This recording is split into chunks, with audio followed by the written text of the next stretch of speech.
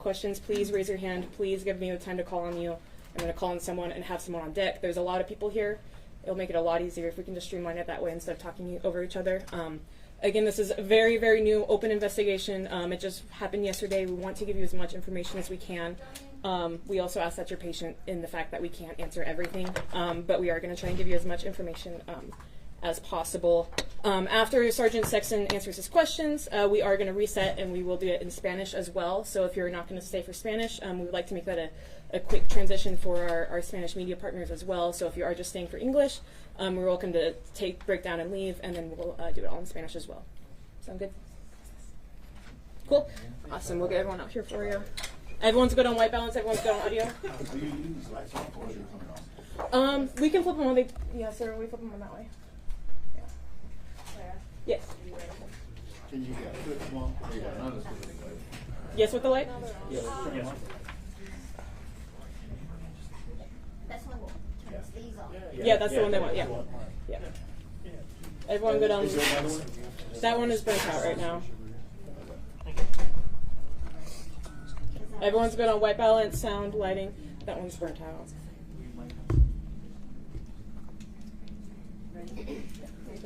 All right, you guys ready to get everyone out?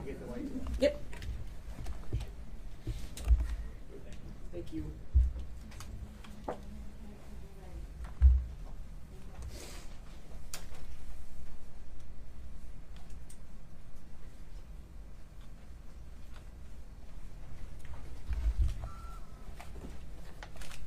Hello, everyone.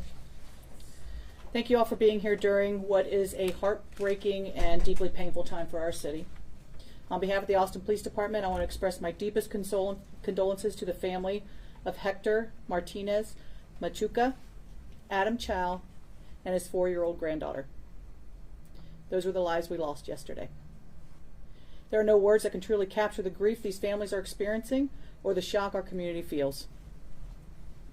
To our officers and first responders who rushed to the scene and rendered aid under such tragic circumstances, thank you. I know the sights you faced yesterday will never leave you, but your compassion and your courage do not go unnoticed. What happened yesterday was an unprovoked and deliberate attack, a deliberate act of violence. Innocent lives were taken in broad daylight in a place where people should feel safe to run their everyday errands and to live their everyday lives. The actions of the suspects showed a complete disregard for human life, and the pain caused will be felt by our community for years to come.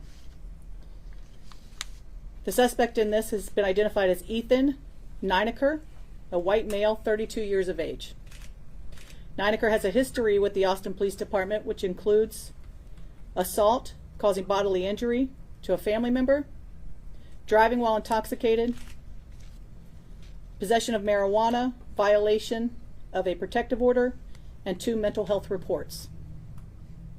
We know this incident has left many of you feeling shaken within our community, but I want to reassure everyone here that the suspect is now in custody, and at this point, we'll let justice take its course. I want to thank the community members who took time and who acted quickly, who called 911, provided witness statements, understanding that they were inside target, came out. We had many witnesses who were there that stayed for hours to help assist us, so I want to thank them. Our department is fully committed to seeking justice for these victims and their families, and this will remain a top priority for us as we move forward. Every question has to be answered, and every charge will be pursued that is within the law. In times like this, we must come together as a community to support the families who are grieving and to lift each other up and stand together united against violence. I'm going to now turn it over to Sergeant Sexton from our Homicide Unit to go over details of this incident.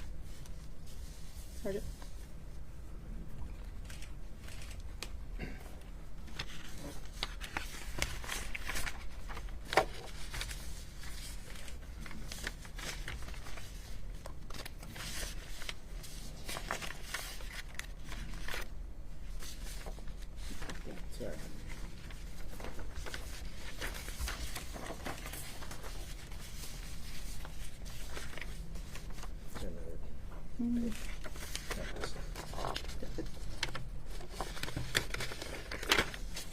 Okay.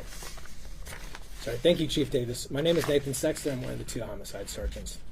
Yesterday on Monday, August 11th, at approximately 2:15 p.m., officers responded to multiple calls of 911 shooting at the target at 8601 Research Boulevard. When officers arrived, they found target employee Hector Martinez Machuca suffering from gunshot wounds. He was transported to the hospital where he was later pronounced deceased. Nearby, officers located Adam Chow, his wife, and their 4-year-old granddaughter. Mr. Chow and the child had been fatally shot, and Mr. Chow's wife had sustained minor injuries. Our investigation showed that the suspect, Ethan Nieneker, first shot Mr. Martinez Machuca as he was collecting carts in the parking lot. He then approached Chow's family vehicle, shooting and killing Mr. Chow and the 4-year-old before assaulting Mrs. Chow and stealing their gray Toyota 4Runner. Over the next hour, Nieneker committed multiple crimes, including attempting to steal a water truck, causing multiple crashes, assaulting another female driver, and stealing her Volkswagen. He also attempted to break into a Waymo vehicle, vandalized the home of an acquaintance, and was later seen naked in a residential backyard. Officers ultimately located him walking on Montclair Street. After refusing commands, he was tased and taken into custody at 3:06 p.m. As for the charges, Nieneker has been charged with 2 counts of capital murder for the deaths of Adam Chow and the 4-year-old juvenile victim, as well as the first-degree felony murder of Hector Martinez Machuca. Additional charges are pending related to assaults, vehicle thefts, and property damage. This case is being investigated as Austin's 39th, 40th, and 41st homicide of 2025. We are asking for anyone who has additional information. We know there are many people out there who may have recorded this, taken photos, any digital evidence. Right behind here, Chief, sorry. There's a QR code. We're asking anyone that has witness accounts, video footage, please contact APD at 512-974-TIPS. You may also submit the tips anonymously to the Capital Area Crime Stoppers or crimestoppers.org, or by calling 512-472-8477, or by using the QR code here displayed. Raise your hand for questions. Okay, we'll start with Betty, then go to Kelsey. Do you know how he got the weapons he used, or if he had a license for those weapons? I don't know about the license. The firearm was acquired through family. Kelsey and then Angela. Can you explain, I know you said he started off in Research Boulevard and Target, and then he made his way carjacking multiple people and ended up in South Austin. How were you guys able to track him properly and get a hold of him in the neighborhood? Initially, we weren't sure that it was the same person. There were no other shots fired after the initial Target incident, as far as we know. But from there, we were able to find surveillance video at multiple scenes. He was wearing the same floral Hawaiian shirt at all of these I scenes. can answer a little bit of this too, Nate. Sure. I think it's also important to recognize as these events were unfolding, people were calling 911. We also had our air support in the air who was able to find the car and follow the car at that point. Was any flock safety cameras used at all? We no longer have flock safety cameras. Gotcha. Let's go to Angela, and then we'll go to the camera over here. Did the suspect, give any reason as to why he did this, what his motive may have been? He said that he was Jesus, and there was really no reason whatsoever given. It was a completely random choosing of the victims. Gosh, So I guess going off of that, sounds, was the basis that the department says the suspect has a history of mental illness? I know that was a phrase that was used yesterday, that he has a history of mental illness. What was kind of the thing that was based on that? And if you could tell us more about that history. I think looking at his record and APD's involvement with him, I don't want to get into specifics at this point because we are talking about medical. But again, I can say that as far as the victims he chose, those were random, but this man had some serious issues. And I think about the systems that failed. In a way, as we move forward, we're looking at this background, and again, this is going to be things that are going to be coming up in the months and the years ahead. There were some serious failures here on behalf of, many when you're looking at potentially some mental illness there. We'll go to Eva and then up here. I'm just wondering if there were any recent welfare checks, and also I had heard Senator Eckhart say today that he was found naked and holding a Bible, and wondered if you could comment on that. That is when officers approached him, and he was tased at that point and taken into custody. And then any recent welfare checks? I don't recall any that I saw. Here and then to Adrian. Can you confirm if he was employed before this incident, and if there was anybody that was concerned about his behavior prior to this? I talked to somebody that knew him that said that he was acting kind of out of the normal before this. Nathan, did you want to answer that? On Nothing. Yeah. Now, the people are very scared of these type of incidents. What do you are doing for preventing these type of things when the people are going crazy with a gun?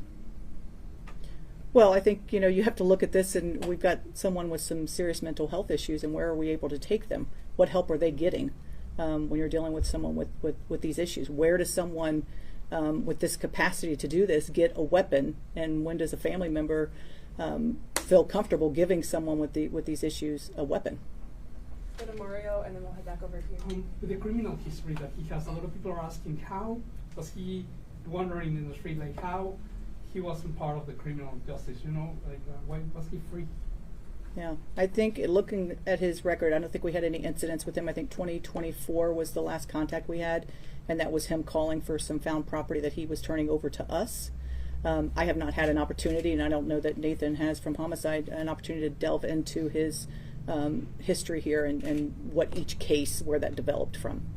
Go over here, and then we'll go back. Yeah, you guys said, when you found him, it was a family member's gun. Did you guys end up recovering that weapon? Do you have any other details on that weapon specifically?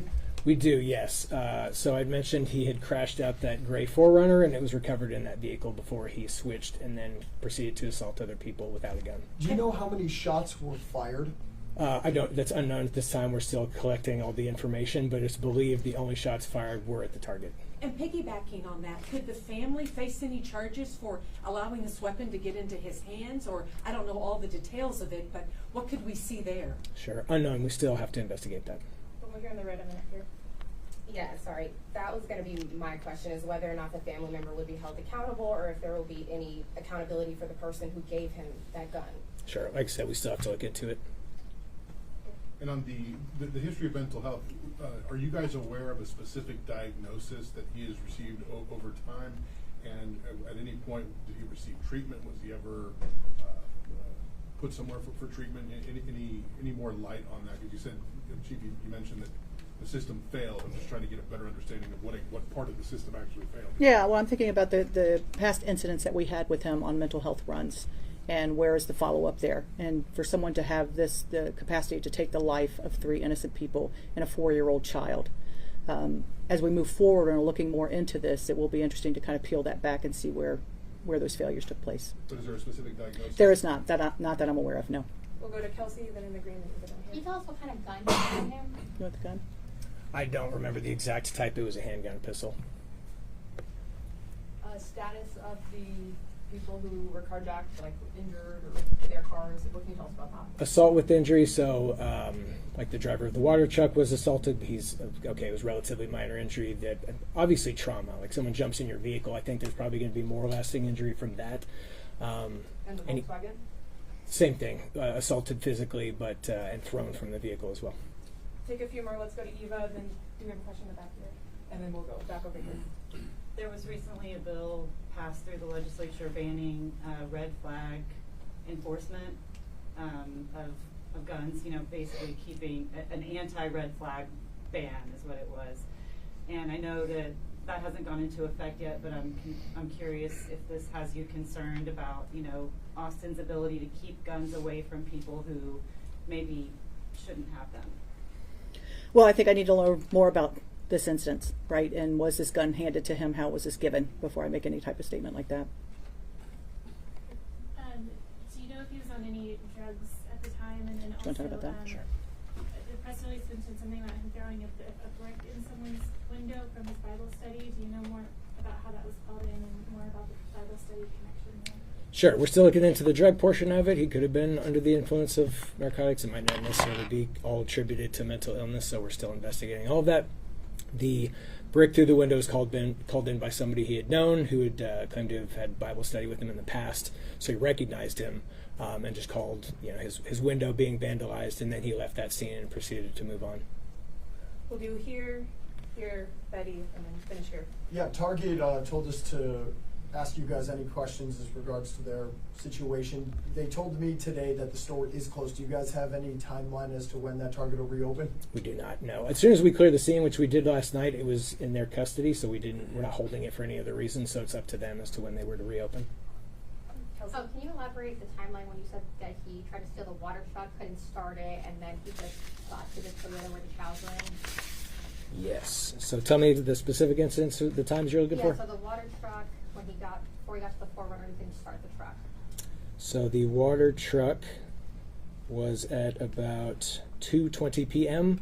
and then the Volkswagen 2:25. Was it because he couldn't start that truck? And Correct. that's why he He's went to stop? there's video of it, and he's sitting there trying to start it, and you can tell that he cannot operate the vehicle. Let's go to Betty and we'll finish out over here. Do you feel like flock safety cameras would have helped even more? I know y'all were quick in what you did, but would have helped even more in the pursuit of him?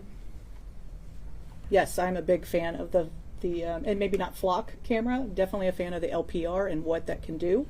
And when you're looking at violent crime such as this, it absolutely helps in the apprehension. Yes. Finish out over here. And what do we know about the suspect? Did he live alone? Did he live with family? What kind of job did he do? Was he able to? Was he functioning? You know, if you came across him on any given day, would you think he's a properly functioning person? From what I heard, he worked at a restaurant nearby and lived alone. That's as far as I know about him. Thanks.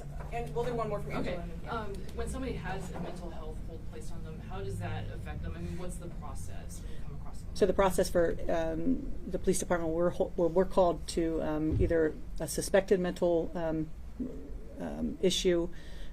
Officers respond, they talk to the person, and if in their opinion they do need medical help, they are then transported and a hold is put on them. An emergency detention hold is placed, I believe up to 72 hours. Thanks, guys. We're going to reset for Spanish.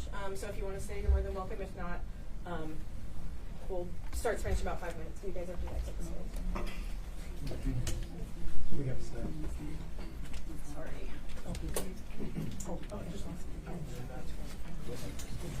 You guys out of here?